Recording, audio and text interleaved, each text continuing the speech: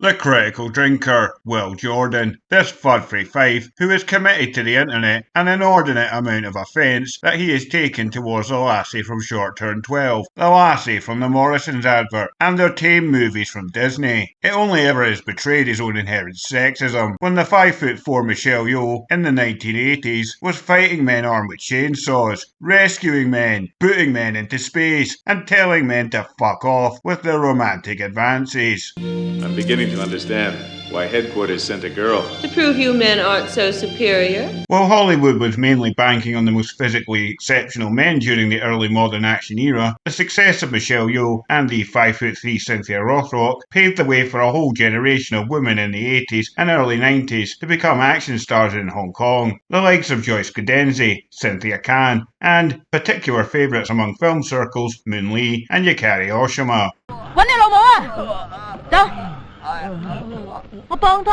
Michelle Yeoh's first three leading roles, Yes Madam, Royal Warriors and Magnificent Warriors with D&B Films, and the period of sustained equality of opportunity that followed them, as well as Hong Kong's rich history of female-led action predating the modern era, it is all conspicuously absent from Will Jordan's video, Why Modern Movies Suck, the strong female character, the series of videos that Will Jordan claims are not authority pieces, despite the fact he's always been guilty of the practice of flashing movie clips in them to give a visual impression he's an authority on the history of cinema. I know the type.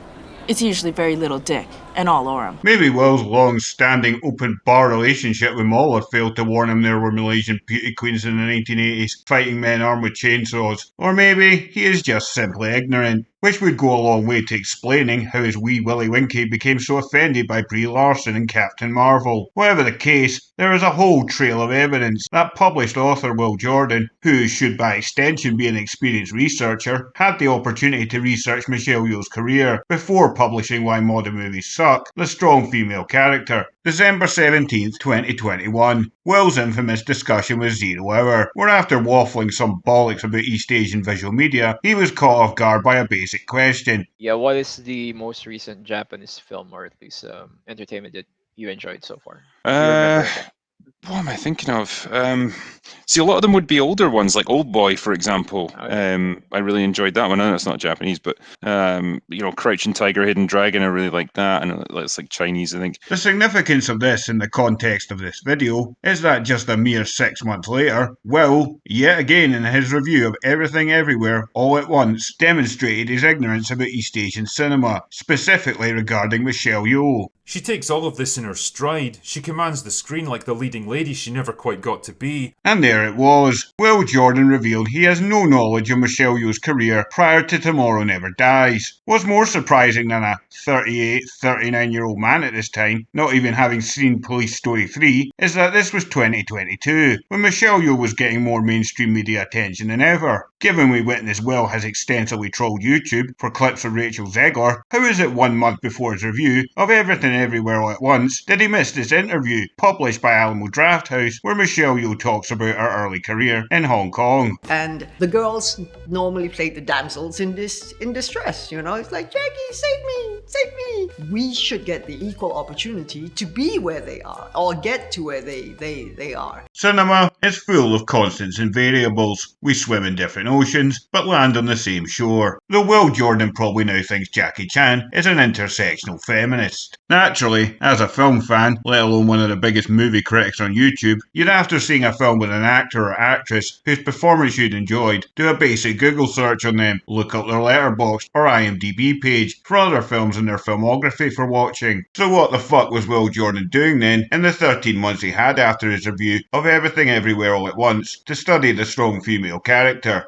Nothing, because he's not a legitimate critic. He didn't, despite gaining a greater appreciation for Michelle Yeoh outside of Crouching Tiger, Hidden Dragon, identify Yes Madam as a key film of hers to watch, and didn't buy the Blu-ray, released by Eureka Entertainment on December 12th, 2022, and didn't experience the final fight sequence with her and Cynthia Rothrock that left audiences stunned in 1985, nor Royal Warriors in January, the film that in 1986 took a chainsaw to the notion women had to be coddled. Because, when the director would go to me, hit them really hard, No, why? He says, because otherwise they won't take you seriously. I'm like, why? Because they still see you're a girl. Neither did he see 1987's Magnificent Warriors, released February 20th, 2023, a movie that pays homage to the works of Lucas and Spielberg, which had defined much of the popular cinema in the 1980s, while also successfully subverting the male action-adventure hero they were famous for with feminine elegance.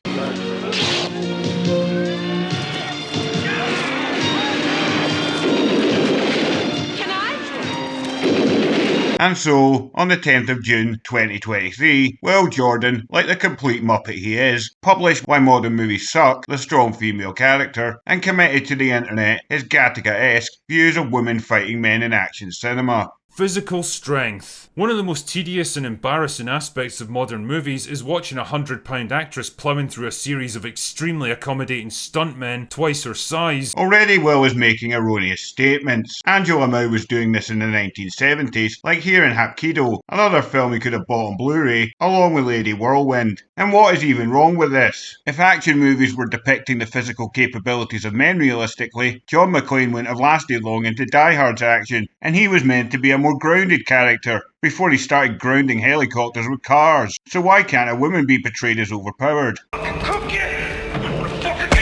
As the writers mistakenly believe that the only way for a character to be strong is through feats of actual physical strength. Because after all, how can a woman possibly be equal to a man if she's not as physically capable as him? Instead of considering industry reasons, Will reaches for ideological reasons, blame the feminists for it. Because after all, how could men conclude equality of opportunity is best for their business? The problem is, you're always going to have a tough time selling a fight between a man and a woman on screen, for obvious reasons. Then there is this contention being made over a clip of Atomic Blonde, which against its budget of $30 million, made $100 million at the box office. Men are generally bigger, stronger and more robust, with denser and heavier bones, stronger muscles, broader shoulders, longer limbs and superior upper body strength. What Will Jordan is saying here is that women are inferior and must work within a limited creative box, whereas men have the genetic right to be portrayed as overpowered as they like.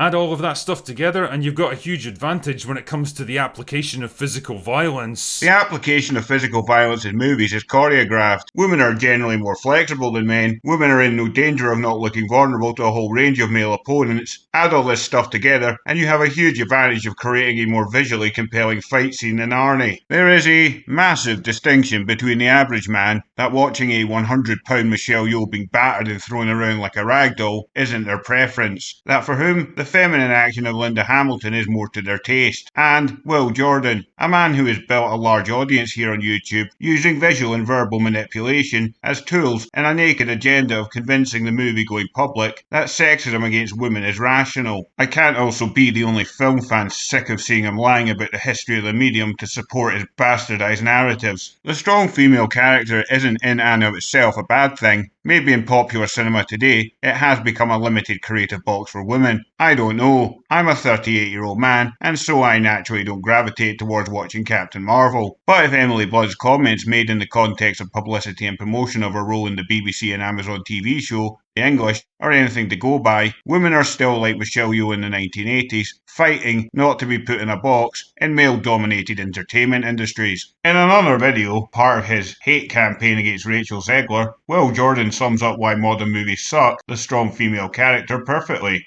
As Mahler so aptly put it in one of his videos, this isn't a passing of the torch, it's a torching of the past. It's a deliberate attempt to rewrite history and destroy the legacy of the thing you're so desperate to supplant. You, Will Jordan, are but a ripple in the pond of history, whereas they are history, and they will be remembered long after your lesser efforts have been forgotten. And also to my extended family in Hong Kong, where I started my career. Thank you for letting me stand on your shoulders, giving me a leg up so that I can be here today.